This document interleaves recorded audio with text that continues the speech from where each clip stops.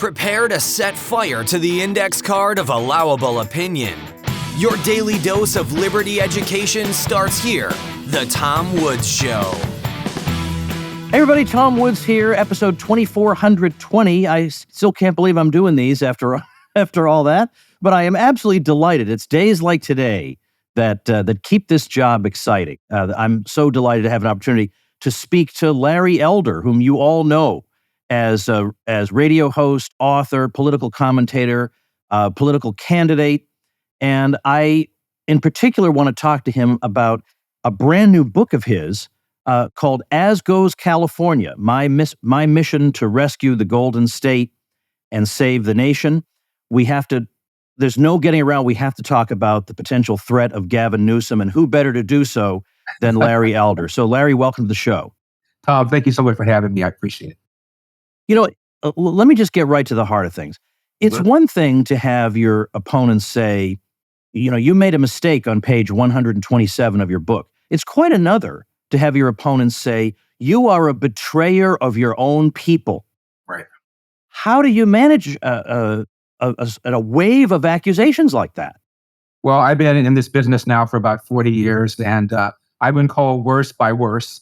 The LA Times called me during my campaign for governor the black face of white supremacy in a headline of a column. Larry Elder is the black face of white supremacy. Subheadline, Tom, you've been warned. And another columnist during the same period of time referred to my views as white supremacist views. So one person one time on my radio show called me flag-waving, Jew-loving Uncle Tom. And I said, I'll cop the two of the three. You figure out which two. So, you know, when people have called you names, it means, in my opinion, they're out of ammo. And the worst thing that someone can say to me is, you're wrong, here's why. They don't say that. They just say you're a bad person because we don't like your views. And it's silly. It's childish. It's preschool. The woman that referred to me, by the way, as the black face of white supremacy is named Erica D. Smith. She's a columnist with the LA Times. Happened to be a black female.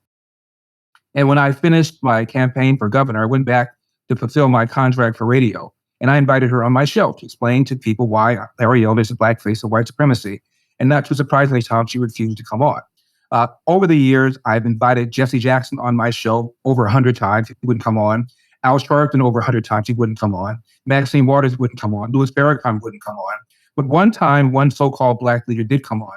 His name is Kwesi Mfume. At the time, he was the president of the NAACP. Before that, he was a longtime congressman from Maryland.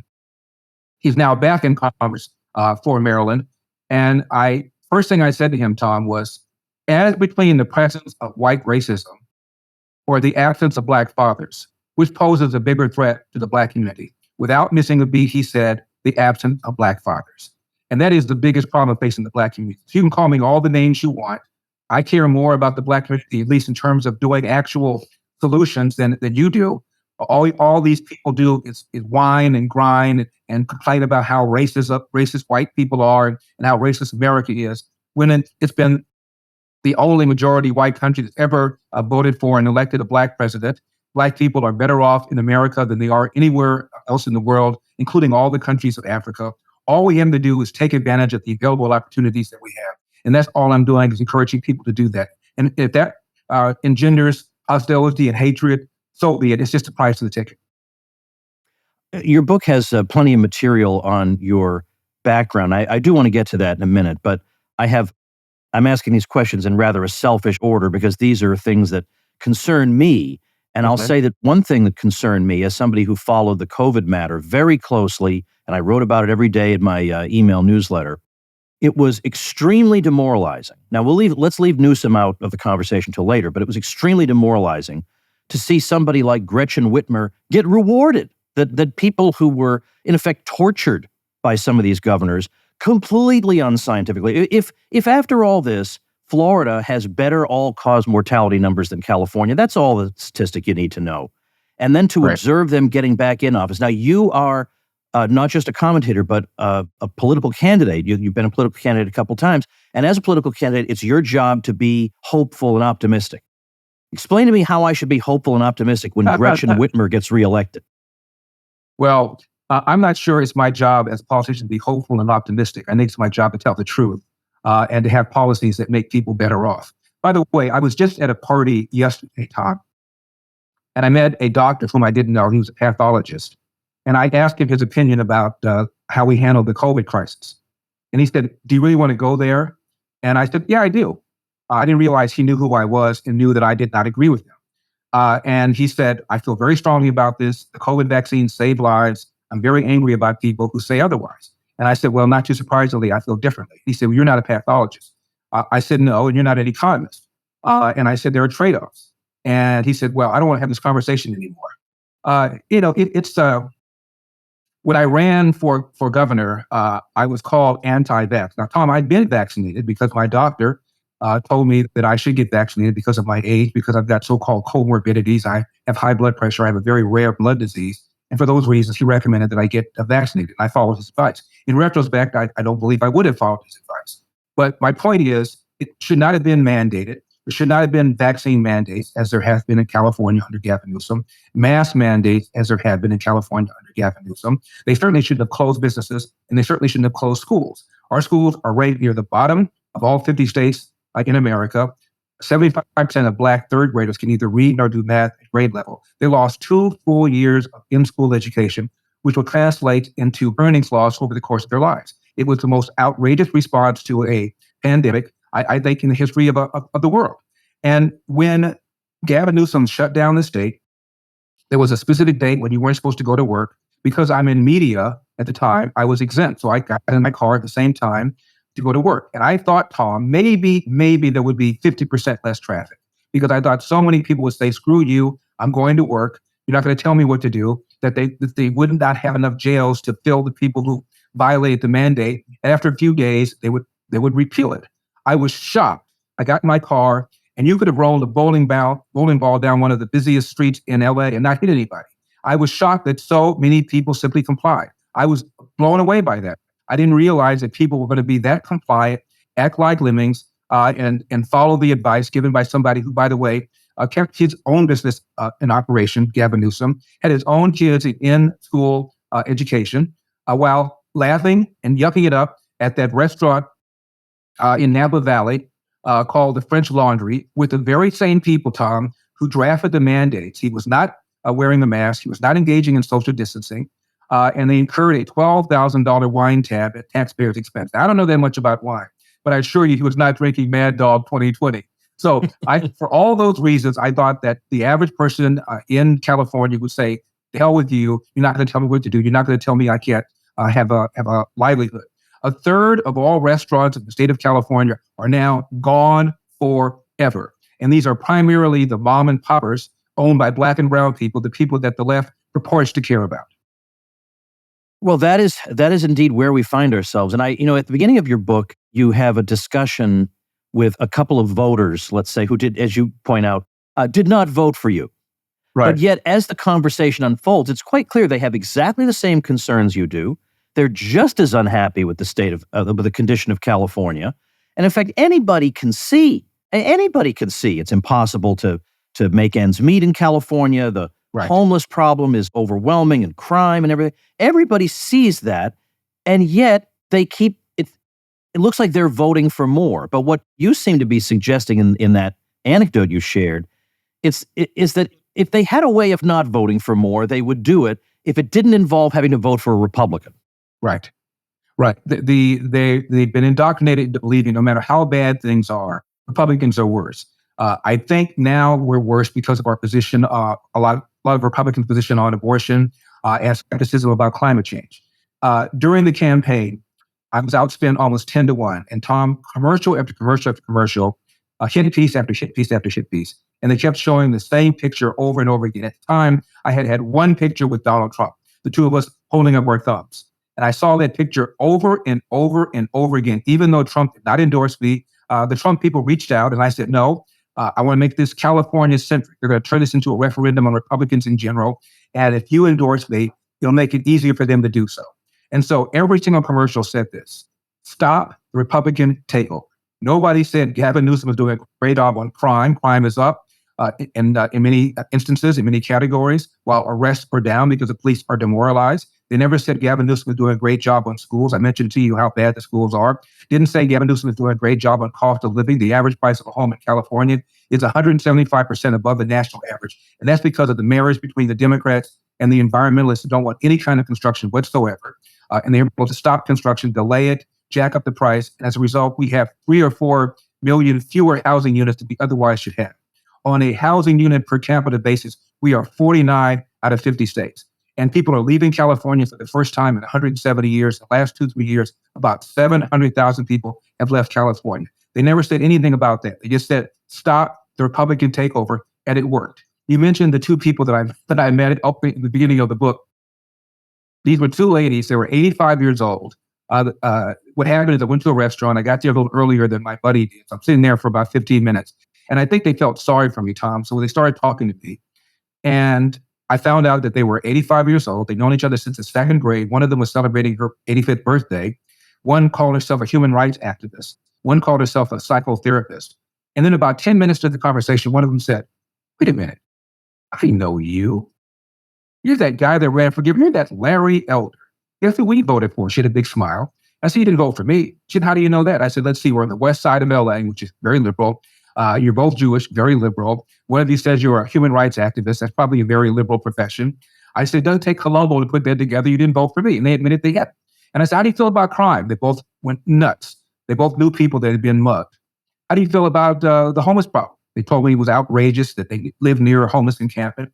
How do you feel about the fact that people are leaving? They had friends who left. How do you feel about the way Gavin Newsom shut down the state? They had friends who lost their businesses. I said, so here we are completing each other's sentences. You didn't vote for me. Why? Have you ever had a conversation with a conservative Republican? And they admitted they had not. Also in the book, I think I mentioned, I have some back issues. So a friend of mine recommended a massage therapist. So I thought it was going to be in some office somewhere. So I'm looking at driving to the office, to the number I have, the address I have. And it's a residential area. It's a house. So I get out, I walk in, I knock on the door. She opens the door. There's this big plume of marijuana. Not that I would know what that smells like, but big plume of marijuana. And she has tattoos everywhere and nose piercing, ear piercing everywhere but her eyeballs. And so she brings me in, she puts me on the table, she started working on me, and she's playing Motown, which is my favorite genre of popular music. And as soon as the song would come on, I would say, well, that song was written by Smokey Robinson, but he wrote it for David Ruffin, the lead singer of the Temptations, who, by the way, died of a drug overdose. And another song would come on, I would give her the backstory. And every song that came on, I pretty much knew a backstory about it. And she said, I know who you are. You're the guy who ran for governor. And she said, had I known you were this funny and this personable, I would have voted for you. I said, do you know any Republicans? She said, no. I said, well, we have personalities. Many of us have senses of humor. So honestly, this is what's going on in this state. They have siphoned themselves off into their little silos. They don't even know any Republicans. They haven't connected the dots. There's a reason we have a homeless problem. There's a reason the schools are so bad. There's a reason houses cost so much. There is a reason that people are leaving California, and it's policies that you have supported now for decades. That is the first question people want to ask, of course, is how it's possible that Newsom could do a job that nobody defends, that you have a net outflow of people, and that he still gets back in. But we're gonna dissect that a little bit more. I want to turn the clock back a bit to earlier in your life. Can you share with my audience what your background is and how it is that you came to hold what we would, I think, legitimately call dissident views? Yes. Well, I'm from Los Angeles, from an area called Pico Union, which at the time was mostly Hispanic. It still is. And then we moved uptown to South Central Los Angeles. We were the second Black family in the neighborhood. Within about 5 years, I think there were only 2 white families left. Everybody moved out because of white flight and a fear that Black people were going to somehow degrade the neighborhood. I have 2 hardworking parents. My mother is from Huntsville, Alabama. She was raised on a farm. My dad is from Athens, Georgia. Never knew his biological father. Had a very irresponsible mother. He's only child. His mother didn't work. She lived off a series of men. And the man that was in my dad's life longest was named Elder, which is why my dad used his last name. I don't even think he formally adopted my dad. My dad was thrown out of the house at the age of 13 by his mom. He came home in the 8th grade and started quarreling with his mom's then boyfriend. Elder was long gone. The mom sided with the boyfriend and threw my father out of the house, never to return. My dad went down the road, picked up trash, did anything he could to earn a living. Ultimately, he became a Pullman porter on the trains. They were the largest private employer of Blacks in those days. So this little black boy from Athens, Georgia, was able to travel all around the country and came to this place called California in a city called Los Angeles. And my dad was blown away. You could walk to the front door of a restaurant and get served. So my dad made a mental note, maybe someday I'll relocate to Los Angeles, because my dad always had packages of crackers and tin cans of tuna because he never knew whether or not he'd be able to get a meal. World War II, my dad joins the Marines. I asked him why. My dad said 2 reasons. If you ever talk to a Marine, you know what I'm going to say, Tom. 2 reasons. They go where the action is. I love the uniforms. So my dad was stationed on the island of Guam, World War II, in charge of cooking for the so-called colored soldiers because the military was segregated. He gets out of the military, goes back to Chattanooga, where he married my mom to get him a job as a cook. My dad can look at a cake and tell you what's in it. He's that good. And nobody would hire him because they said, pardon me, we don't hire niggers. My dad went to an unemployment office. The lady says, you went to the wrong door. My dad went out to the hall and saw colored only, went through that door to the very same lady who sent him out. My dad came home to my mom and said, this is BS. I'm going to LA where I was before the war. I'm going to get me a job as a cook and I'll send for you. My dad comes out to LA by himself, walks around for 2 days, and he's told, you have no references. My dad said, I need references to make ham and eggs. My dad even offered to work for free if someone would give him a written reference. Nobody would do that. So he's treated the same way in California, in LA, as he was in Chattanooga, maybe a little less N-word-ish, but he was treated the same way. He went to an unemployment office. This time it's one door. Lady says, I don't have anything. My dad said, what time do you open? She says, 9. What time do you close? She says, 5. My dad said, I'll be sitting in that chair until you find me something. My dad sat in the chair for the whole day, came back the next day. She calls him up. I have something. I don't know whether you're going to want it. My dad said, of course I'm going to want it. I'm starting a family. What is it? She said, it's a job cleaning toilets at Nabisco Brand Bread. My dad did that for over 10 years, took a second full-time job cleaning toilets at another bread company, went to night school to get his GED, cooked for a family on the weekends because he wanted my mom to be a stay-at-home mom. And then after he got his GED, he went to night school to learn how to operate a small restaurant. At 47 years old, my dad was able to save enough nickels and dimes. He started a little cafe in the same area of Pico Union where we used to live. And my dad ran that restaurant until his mid-80s. He owned the land. He owned some property next to it, plus the house that's still in our family. My dad died. His net worth was a little bit under $1 million. And my dad was a lifelong Republican. My mom, a lifelong Democrat. You should have been a fly on the wall to hear some of the political arguments. Nobody called anybody a fascist. Nobody called anybody a Nazi. Nobody said you only care about the rich, you don't care about the poor. My dad always told my brothers and me the following: hard work wins. You get out of life what you put into it. Larry, you cannot control the outcome, but you are 100% in control of the effort. Before you moan or groan about what somebody did or say to you, go to the nearest mirror, look at it, and ask yourself, what can I have done to change the outcome? And finally, my dad said, no matter how hard you work, how good you are, sooner or later, bad things are going to happen to you. How do you deal with those bad things? We tell your mother and me if we raised a man. So it's my long way of saying this, Tom. I was always raised not to be a victim. My mother told me nobody can make you feel inferior without your permission. So I always felt confident. I always felt that if I worked hard, invested in myself, I could make something out of myself. So I was never somebody who said, woe is me, the man is holding me back. I can't say that made me a conservative or a libertarian, which I ultimately became, but I was always one of those in my class when the other kids would whine about this or the other. I would give another point of view, a dissident point of view. And I wasn't called a sellout or an Uncle Tom in those days, but I was called somebody. They would roll their eyes, oh, that's Larry, oh, that's Larry. When I would offer a different point of view as to whether or not we were oppressed for this reason or that reason. I went to an all-black high school. A handful of people were not black, but most of the kids were black. And there was a poem we studied in class by a black poet named County Cullen. And it goes like this: while riding through old Baltimore so small and full of glee, I saw a young Baltimorean, people looking straight at me. I was young and very small, and he was no whit bigger, so I smiled. But he poked out his tongue, called me nigger. I saw the whole of Baltimore from May until September. Of all the things that happened there, that's all that I remember. The teacher was angry. She was black. The class was angry. I got angry. So I'm walking home, and I knew my mom was going to have a different perspective on the poem. I didn't know what it was going to be. I walked in the house. She was frying some chicken wings, my favorite, and stirring a big pot of greens. I said, Mom, we read a poem in class. I want to get your reaction to it. She said, sure, what is it? I said, it goes like this. While riding through a Baltimore so small and full of glee, I saw a young Baltimorean, people looking straight at me. I was young and very small, and he was no whit bigger, so I smiled. But he poked out his tongue and called me nigger. I saw the whole of Baltimore from May until September. Of all things that happened there, that's all that I remember. My mom took the spoon out of the pot, hit it on the side, and said, Larry, What a darn shame he allowed something like that to spoil his vacation. How many wings do you want? So that's always been my attitude, Tom. And then I studied economics, I studied Milton Friedman, I studied Ayn Rand, and I realized that I was, in fact, a hardcore libertarian. And I've been that way ever since. I hope you won't mind if I share for just a minute something I share in common with your father. Okay. I had a job cleaning toilets. I was a college kid. I needed to get some money. At the college I went to, the bathrooms are all private. They were not shared. They're in the room. So I had a master key. I could go in, clean the bathroom. And the interesting thing is, here I was a kid at a highly elite school, and yet I legitimately took pride in my work because I thought to myself, when these kids get home and they're all studying and working really hard, they get back, they're going to have a sparkling clean bathroom. Right. And I did that for them. And so sometimes, even if the work seems lowly, you can elevate it with the attitude you bring to it. I thought the work I was doing was really important and helpful for these people. Right. Well, no lawful work to me is undignified. And by the way, whenever I travel, I do a lot of traveling. I ran for president, as you know. So I'm traveling all the time. Every time I'm in an airport bathroom and the janitor is there, I give that janitor a $20 bill. And every time they are blown away by it. And because of my dad, I always think about my father. Whenever I look at a janitor in a bathroom, I always give him a $20 bill. And by the way, I gave one to a black guy once.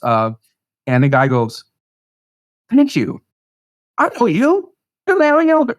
He looked both ways and said, "I'm a Republican. I vote for Donald Trump." And it was just, we had a nice conversation. And he said, can I take a pic? We took a picture together. He said, "I'm going to tell my wife I saw you." It was just great. That is great. So have you lived in California since you were born? Born and raised, yes. I went so to... then you've had a front row seat to the, whether we call it progress or retrogression of California. So as not even as Larry Elder, politician or political commentator, just as Larry Elder, citizen of California, what would be some of your anecdotal observations that tell us something about where California was and where it now is? Well, I mentioned my father. He worked 2 full-time jobs as a janitor. My mom did not work outside the home, yet they were able to buy a home and then buy a more expensive home in South Central Los Angeles. A janitor working 4 jobs could not do that now in California because the price of living is so high. That's probably the biggest change here in California. And we have a homeless problem. I live in a very nice area of Los Angeles. I welcome you to come and visit me next time you're in LA, Tom. And no more than 5 minutes away on both sides of a pretty busy street is van after van after van after van. Because they're so dirty, you can tell they've been there for a month, where people are living inside those vans. Trash stacked up all over the place. It's in a very nice area of LA.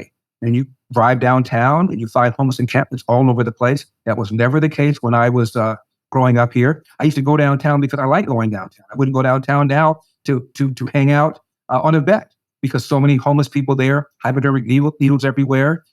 It's just gotten absolutely outrageous. It's because of the policies here. We've taxed and spent and regulated ourselves to the point we've got all these kinds of problems. California has the highest state income tax in the nation.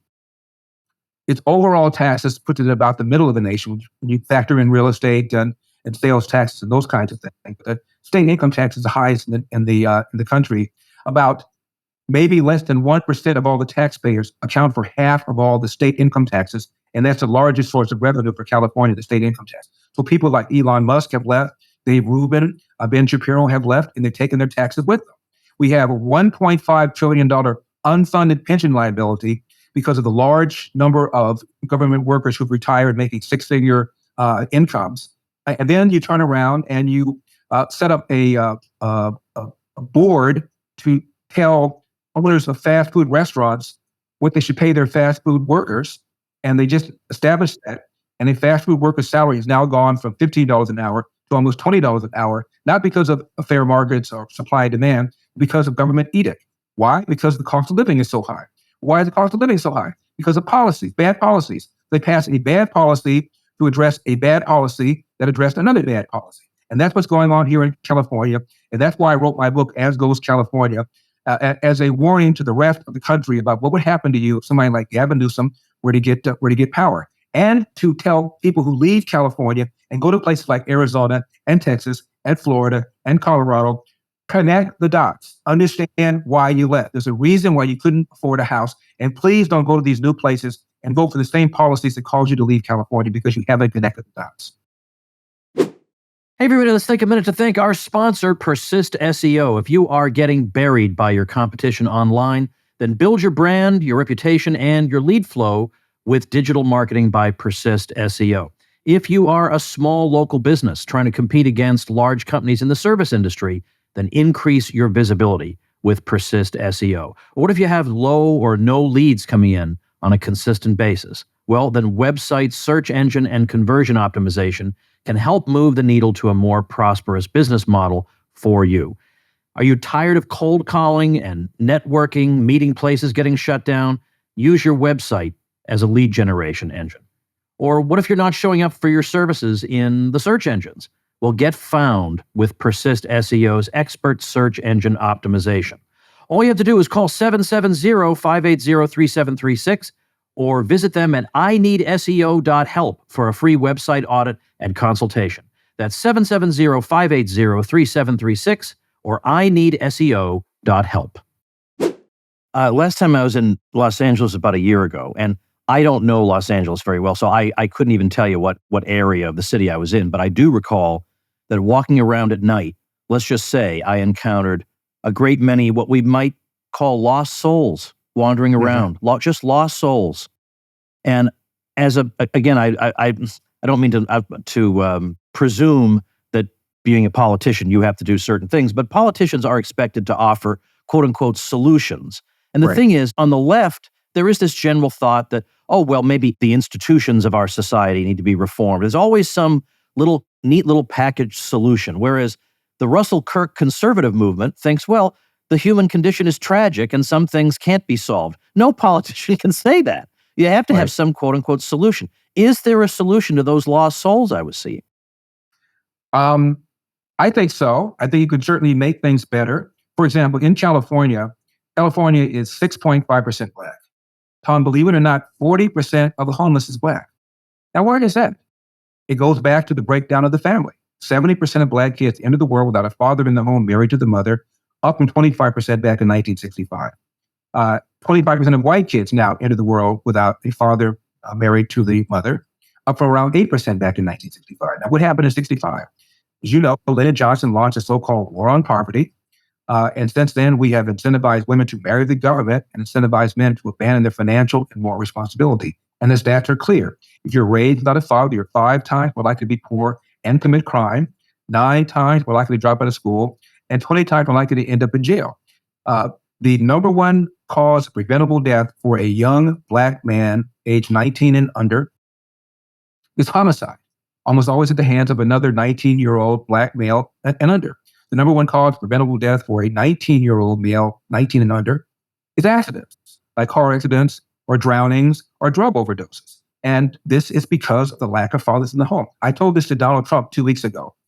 We were in his little office in Mar-a-Lago. I shouldn't say little office. It was a grand, spectacular office.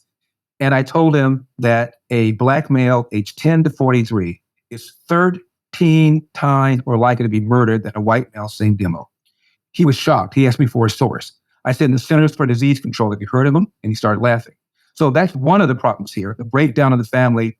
And that is a string that connects us to the homeless problem here in California. And then, of course, you have a lot of people who are mentally ill, who are addicted on drugs. And these people need to be treated. They need to be counseled. And there's plenty of money for that. When I ran for governor, this issue came up a lot. I spoke with Dr. Ben Carson, who was Donald Trump's HUD secretary. And he told me near the end of the Trump administration, they had a plan that they worked out with the Democrat mayor of Los Angeles to use federal land. The reason federal land is important is because if you build low-cost housing there, you can build it cheaply because it would not be subjected to the rules and regulations that jack up the cost of housing here in privately owned land or state-owned land. And he said we had a plan to relocate these homeless people in low-cost housing. We have plenty of money for counseling and for rehab. Because Donald Trump did not get reelected, that plan did a dead stop in its tracks. But at least it was some sort of program to deal with this. Gavin Newsom was the two-term mayor of San Francisco, and he promised to solve the homeless problem by the end of his second term. Have you been to San Francisco? And then he spent 8 years as lieutenant governor of California and sat around counting the table saying, I don't have anything to do. And I said, why don't you go back to San Francisco and solve the homeless problem that you promised to solve? So note that we just had the dictator from China here in San Francisco, and all of a sudden they cleaned up the homeless problem during the time he was there. So apparently they can do something when they want to. And after saying that the problem was intractable, I guess it's not so intractable if it's embarrassing to you to have a Chinese premier come here and see the homeless problem. So I think things can be done. One of the other things that happen is something called Proposition 47. Proposition 47 had been criticized because it allows you to steal up to $950, not per day, but per store. And if you get caught, you committed a misdemeanor. Because we have cashless bail, you have zero threat of going to jail. That's what people focus on. But another component of Proposition 47 is this, Tom. Before 47, if you were on the streets doing meth, a cop came up to you and gave you two options because doing that was a felony. Either you go to jail or you go to rehab. You pick one. They reduced it to a misdemeanor, no chance of going to jail. So they've taken the stick away from the police. So no longer can you tell somebody who's homeless doing meth that you have an option of either going to rehab or going to jail. And so the number of people on the streets, homeless people doing meth, exploded after 47. So there are things that we've done that made it worse. There are things we can do, I think, to make things better. I'm sure you'll agree that some progressive policies, particularly economic policies, can be pretty sounding, but once you implement them, they're kind of ugly looking. And as you have emphasized throughout your career and in this book, you say that Blacks and Hispanics bear the brunt of these bad policies. And there's no doubt about that, because everything that these people do makes life more difficult for the poor. And yet, overwhelmingly, Blacks and Hispanics keep voting them back in. How do you break out of that? You just got to tell the truth. You keep pounding away. I believe that the captain of the Titanic, Tom, would have taken evasive action had he known iceberg was ahead. It's our job to tell him iceberg ahead. We have to judge policies by their results, not by their intentions. Milton Friedman said, for example, the minimum wage, which went into effect in 1938. And he said the minimum wage is perhaps the most anti-Negro law on the statute books, because as you know, it prices those with the least amount of skills out of work.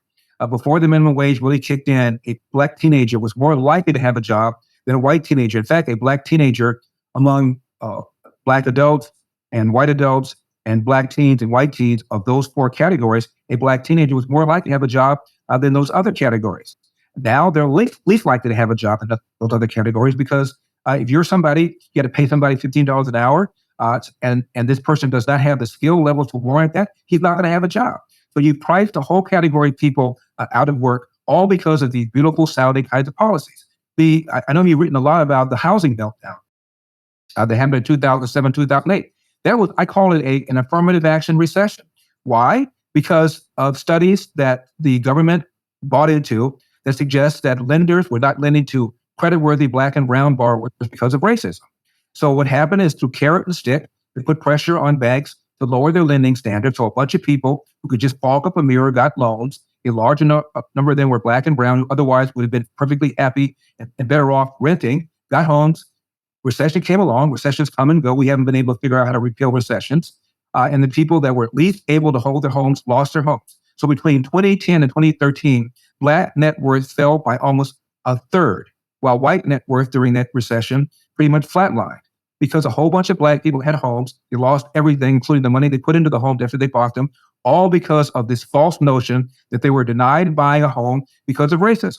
Barack Obama, then in private practice, 1995, joined a bunch of other lawyers and filed a class action lawsuit on behalf of 186 would-be Black borrowers against Citigroup, claiming that Citigroup was not lending them the mortgages because they were Black.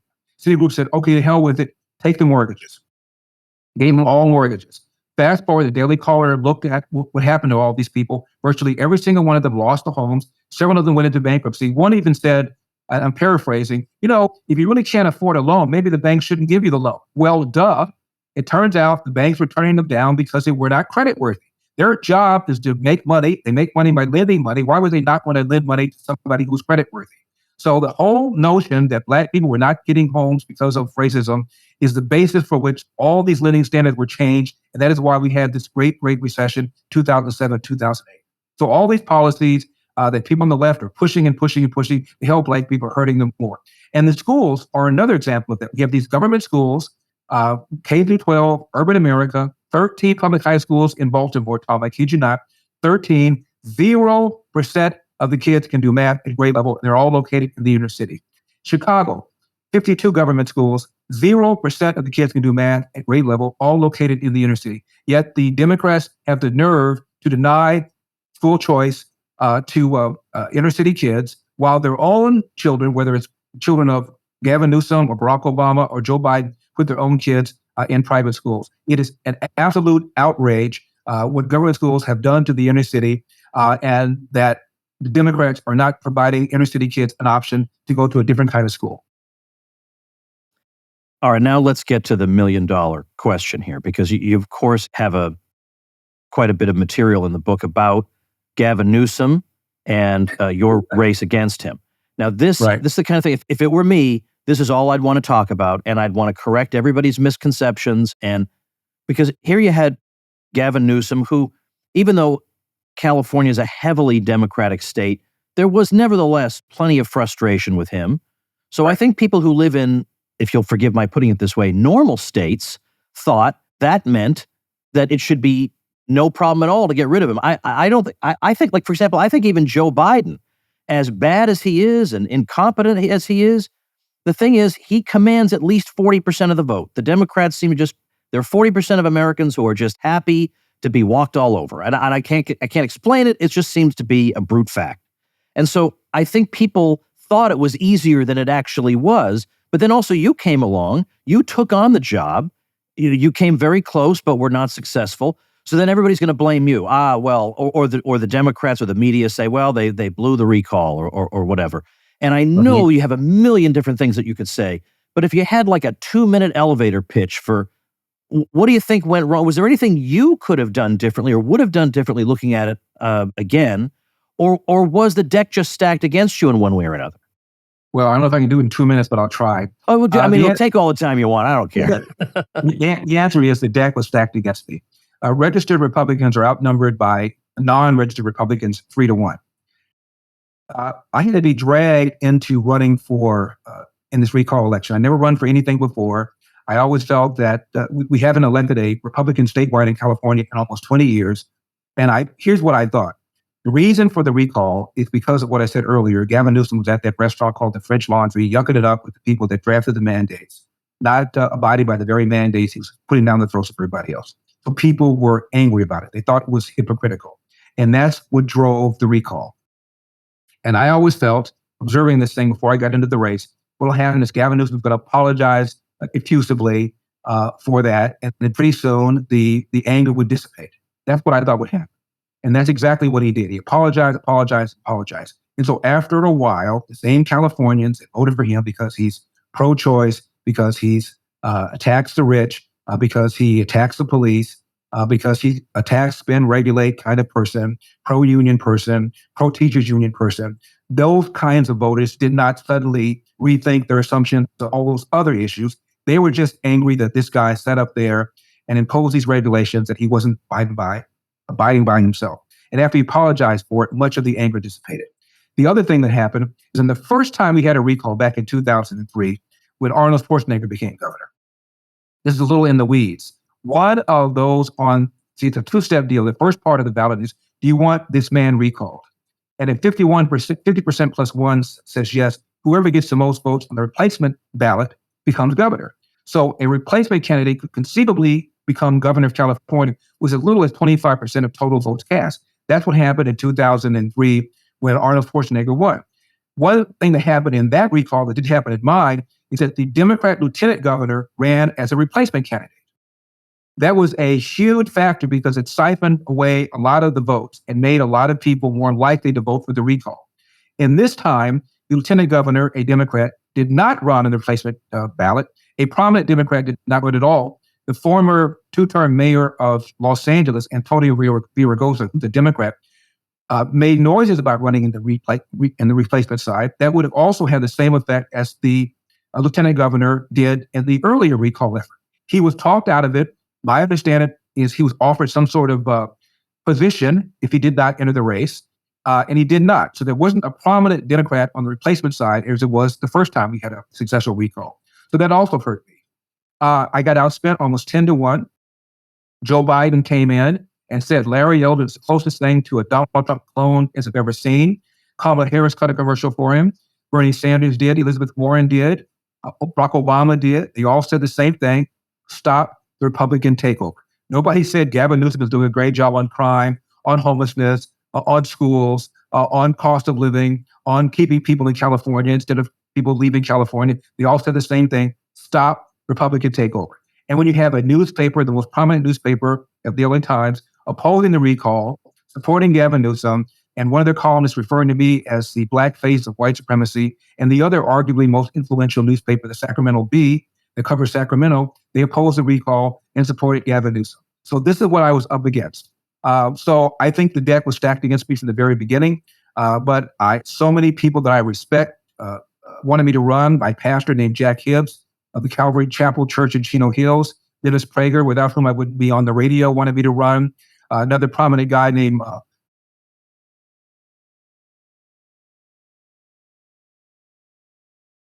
Lionel Chetwin, prominent conservative filmmaker, and a local activist named Jenny Sand. They all kind of approached me and asked me to run. And so I began to think, if not you, who? If not now, when? I always complain about politicians.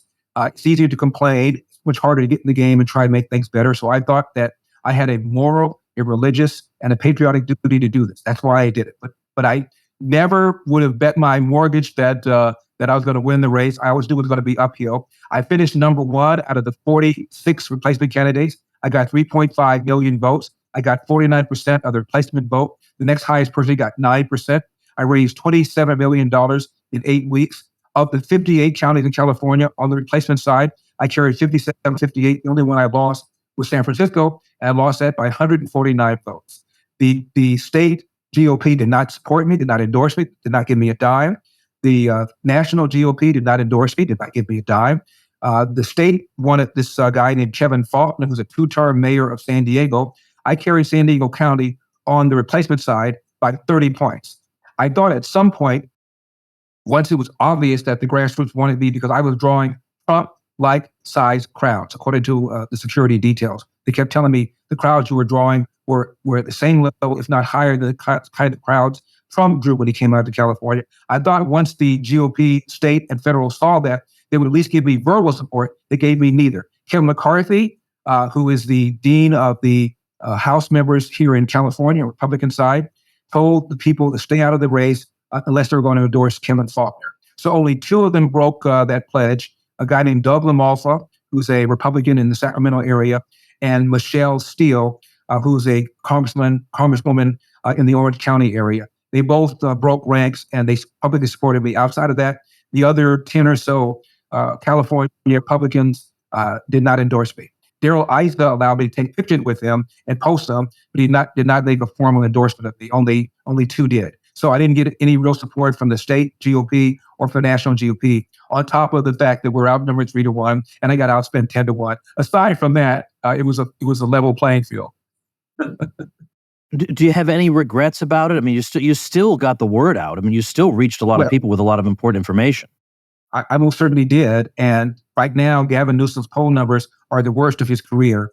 And the two reasons that people are citing are, wait for it, crime and homelessness, which were issues during the recall election. So I think people are waking up. It took 2 years too late, but at least people are beginning to wake up. And I know that I made a difference. So, and I know I inspired a lot of people. I traveled around the country, and so many people have come up to me, Tom, and said, because of you, I know that you were an amateur. I know you had never run before. Because of you, I ran for school board. I ran for water board. I ran for commissioner. A number of people have told me that I inspired them to get into the game. So I'm very, very proud of what I did. Did I make mistakes? Probably should have asked people to do mail-in balloting early on, because I never said one word about that. I probably should have asked people to do ballot harvesting. I never said one word about that. Our people show up on the day of the election. And so that's what I assume is going to happen. Meanwhile, the Democrats, because California has about 5 or 6 weeks of voting, had already banked the hardcore Democrats, and they were able to spend their money getting the wobblers or the undecided to vote for them, which is why we need nationally to get into the game. I don't like ballot harvesting. I don't like the idea that you have this incessant voting. But if we don't start playing the game based on the rules of the game, we're going to start losing elections over and over and over again. So I made some tactical mistakes by not saying, go and vote now, so I could have spent more money trying to get the undecideds. Quick message from Old Woods here. It's Thanksgiving. It's Black Friday. It's that time of year, and I've got a great announcement for you. You know, I have a site called Liberty Classroom, and this is where you learn the history and economics and other subjects they did not really teach you all that well, to put it mildly. As a matter of fact, think of it this way. You look at the headlines today, they're all propaganda, they're all wrong, but today's headlines become tomorrow's history. So if you don't trust the headlines, how can you trust the history? But you can trust what we teach at libertyclassroom.com because it's taught by people who don't despise you, who have terminal degrees, who have done important scholarly work, but who actually, get this, believe in freedom. So I'm there and a whole bunch of other people I trust teaching you this stuff while you drive around in your car or when you have insomnia at 3 o'clock in the morning or anytime you want. You can consume course after course after course where history, economics, and related topics are taught the way they should have been taught to you in the first place. So if, like me and frankly everybody else you know, you are a victim of educational malpractice, it's never too late. My dashboard university, libertyclassroom.com, is open for business 24 hours a day, 365 days a year. So check it out at libertyclassroom.com because at this time of year, we've got a super, super deep discount on it. So go do that. Inform yourself. Learn that truth you know is out there, but they ain't never going to teach you. Well, we're going to teach it to you at Liberty Classroom. And this is the best time of year to get it. So head over to libertyclassroom.com and you will thank the old man here. All right, last question. I'm going to ask you to get out your crystal ball. Okay. Do you think there's a possibility that, well, it's just two questions. It's a possibility that Gavin Newsom winds up being the Democratic nominee in 2024, as some people have been suspecting. And if that were to happen, or in 2028, where's he most vulnerable? Okay, the first part of your question is, will he be the nominee in 2024? Absolutely not, and I'll explain why. And after I explain why, you're going to go, you know what, that makes sense, Elder. The reason is because of somebody called Kamala Harris. Let's go back, 2020. Bernie Sanders wins the Nevada caucuses. And for a brief, shining moment, a self-described Democrat socialist was their party's frontrunner. They were scared bleepless. The next contest was the South Carolina primary. James Clyburn, the dean of the delegates in South Carolina, then publicly supported Joe Biden, who was limping along, going nowhere until that happened. And he extracted a promise from him that if Biden became the president, his first appointment would be a Black female. Biden became the nominee, and his running mate, a Black female. And when it was pretty clear that Dianne Feinstein was not going to be able to finish out her term, Gavin Newsom publicly said he would replace her with a Black female. And when she didn't finish her term, he replaced her with a Black female. I know Kamala Harris is being ridiculed by conservatives for her cackle. And I know she's being ridiculed because she was given a job to get down to the root causes of illegal immigration. If you read the Black media, and I read a lot of it, they are very angry that she's been given thankless tasks like getting to the root causes of illegal immigration when the root cause is Joe Biden. And they feel that it's sexist and racist for people to laugh at her so-called cackle. I saw a poll in the LA Times. Among Black people, Kamala Harris had a 70% approval rating. It wasn't broken down by gender, Tom, but I assure you, among Black females, she's even more popular. They love Kamala Harris. And if it is perceived that she's drop-kicked by the Democratic Party for some white dude like Gavin Newsom or Mayor Pete, Black female voters will be so angry. They won't vote Republican, don't get me wrong. They won't vote at all, thereby guaranteeing that the nominee, whoever we nominate, will win. And finally, the first Democrat contest is South Carolina. 60% of the Democrat voters are Black. Most of those are Black female. As I mentioned, they love Kamala Harris, and they are loyal to her. And if she is cast aside, unless she wants to go, and she doesn't want to go, she ran for president, remember, and she feels she's a winner. She ran for DA in San Francisco. She won. She ran for Attorney General in California, and she won. She ran for U.S. Senator in California, and she won. She dropped out of the race in 2020 early on, but she wasn't on any ballot, and she was on the ballot with Joe Biden, and she won. So she believes that she has won. She's never lost an election when she's been on the ballot. She wants to be president, and there's no reason to believe that she's going to go, you know what, I'm so incompetent, I'm such an airhead, I'll step aside for somebody else. That's not going to happen. So the reason that Gavin Newsom is not going to be the nominee is because of Kamala Harris. Think about it, Tom. Why hasn't Gavin Newsom already announced? What's he waiting for? It's obvious that Joe Biden is having a clear cognitive decline. It's obvious that he's unpopular within his own party. A lot of people feel he's too old. Why hasn't he declared? He hasn't declared because he doesn't want to be the guy to stop the first prospective Black female from becoming president. Regarding 2028, absolutely, or even 2032. He's a very young guy. He's dynamic. And his biggest vulnerability is people are leaving California. People vote with their feet. This is the guy who's governed the state for 8 years. In the last 3 years, as I mentioned, around 700,000 people have left, and they've left because of the left-wing policies. He has a more extreme position on abortion than most people do. If you pin him down on abortion, if you ever can pin him down, ultimately he'll say what Bernie Sanders has said, what he was pinned down, and that is, it is up to the woman. Really. The next question is, do you know who Dr. Kermit Gosnell is? Dr. Kermit Gosnell is the abortion doctor in Philadelphia who's behind bars for performing late-term abortions. He didn't perform them against the will of the women. They wanted him to perform. So should he be released from prison since he's a political prisoner based on your definition of when an abortion should be lawful? They never say that. So if Gavin Newsom is pinned on how he feels about abortion, you will find he's really quite extreme on that position. He's the guy that signed the legislation to set up a panel to award reparations for California.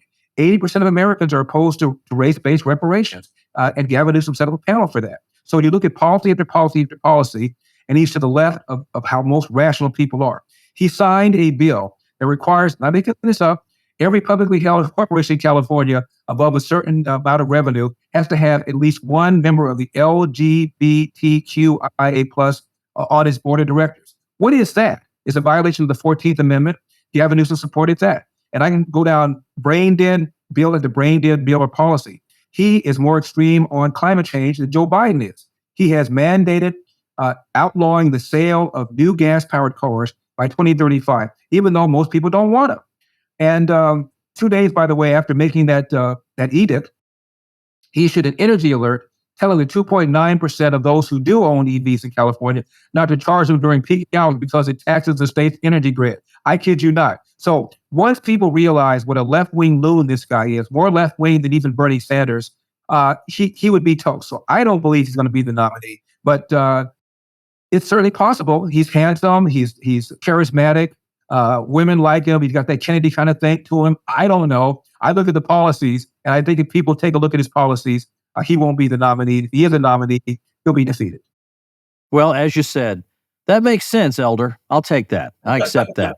All right. Well, I want to urge people to read your book, As Goes California, My Mission to Rescue the Golden State and Save the Union, because like it or not, Newsom is, it seems to me, likely to have some kind of political future. Whether he's victorious or not, he has plenty more mischief in him before he calls it quits. And so I think it's pretty urgent for us to understand exactly what's going on in California, what his record is, so that we're prepared, so that we can dissuade other people. Again, we don't necessarily even have to persuade people to vote for us, but I just don't want them voting for Newsom. I'd rather have them not vote for anybody.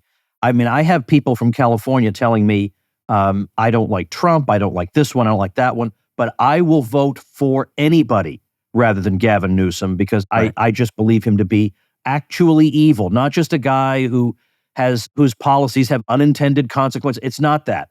He's ambitious in a way that's dangerous and whatever. So the antidote to this, at least in part, is your book, As Goes California. So I've got it linked in the description of the video. Also on our show notes page, tomwoods.com/2422. Thanks so much, Larry, and best of luck. You got it, Tom. Thank you. God bless. And thank you, ladies and gentlemen. Become a smarter libertarian in just 30 minutes a day. Visit tomwoods.com to subscribe to the show for free, and we'll see you next time. Like the sound of The Tom Woods Show? My audio production is provided by Podsworth Media. Check them out at podsworth.com.